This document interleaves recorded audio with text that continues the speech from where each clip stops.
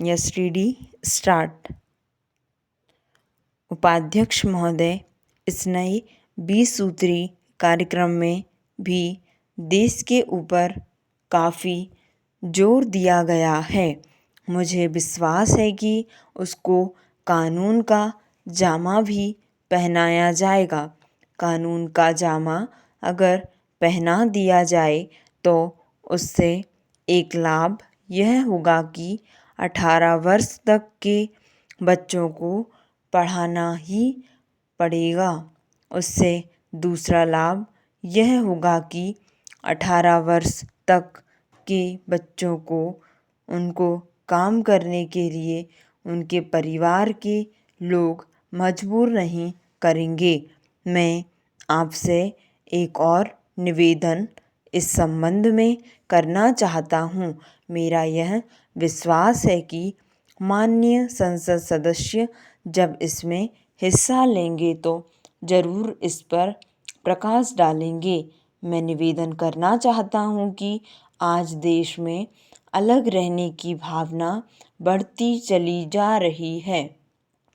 आज स्थानीय दल केंद्रीय दलों से अधिक मजबूत होते चले जा रहे हैं। आज भाषा को लेकर विरोध है। भाषा कभी भी विरोध का विषय नहीं होनी चाहिए। भाषा के विषय में तो मेरा यह विचार है कि जितनी आसानी से बच्चा अपनी मातृभाषा में शिक्षा को ग्रहण कर सकता है उतना विदेशी भाषा में नहीं। विदेशी भाषा चाहे कितनी लचीली क्यों ना हो, चाहे कितनी विकसित क्यों ना हो, उससे बच्चे का विकास नहीं हो सकता। बच्चे की बुद्धि का विकास जितना उसकी मातृभाषा में किया जा सकता है उतना विदेशी भाषा के आधार पर नहीं किया जा सकता है। मेरी यह प्रार्थना है कि इस देश में विदेशी भाषाओं को प्रोत्साहन मिले। महात्मा गांधी जी ने यह कहा था कि मैं नहीं चाहूँगा कि मेरा देश एक कोठी बनकर रह जाए। महात्मा गांधी चाहते थे कि सभी प्रगतिशील राष्ट्रों के साथ मिलजुल कर हम चलें। मैं इस विचार का समर्थक हूँ। मैं किसी भाषा का विरोधी नहीं हूँ, लेकिन मातृभाषा में जितनी तेजी के साथ, जितनी मजबूती के साथ बच्चे की बुद्धि का विकास हो सकता है उतना अंग्रेजी से नहीं हो सकता। तमिल भाषा के बच्चे की बुद्धि हिंदी या अंग्रेजी से नहीं बढ़ सकती। इसी तरह से मराठी और बंगला भाषा का है।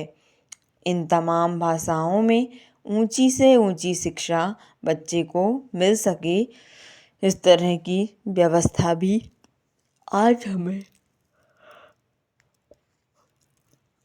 करनी होगी। पैरा उपाध्यक्ष महोदय, मेरी यह मान्यता है कि जापान आज जापान नहीं बनता अगर यहाँ की शिक्षा जापानी भाषा में नहीं होती।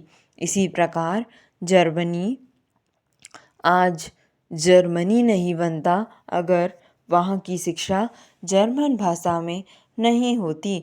मेरा यह विश्वास है कि रूस आज रूस नहीं बनता अगर वहाँ रूसी भाषा में शिक्षा नहीं होती। इसी तरह भारत में जब एक मातृभाषा ना हो तब तक भारत विकसित नहीं हो सकता।